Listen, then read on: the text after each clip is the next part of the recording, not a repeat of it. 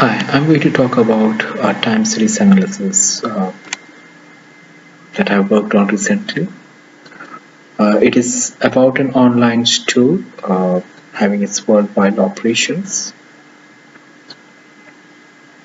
It's looking to forecast the sales and demand for next 6 months for market segments and categories for the two most profitable. Among the 7 market segments that it has prepared and the three major categories that it serves. The categories being the consumer, corporate, and home office. And the 7 markets that it works on: Africa, APAC, Canada, uh, emerging markets, EU, Latin America, and US. As part of this exercise, the dataset that was provided contained about 51,000 records with 24 columns with various attributes. Once the data was loaded, we analyzed for the NA values or the duplicate rows, found the postal code as a column which had NA values.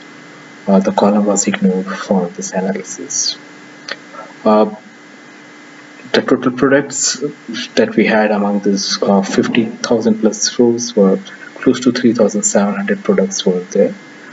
Since none of the product had more than 100 entries, so it was not possible to come up with a forecast at a product level. So we had to work on segment level forecasting. As the dataset had 7 markets and three product categories, so in total we took a combination of that as 21 segments for which the data was to be analyzed here. The data set which we had received was for about 48 months. The data what we had received here. It was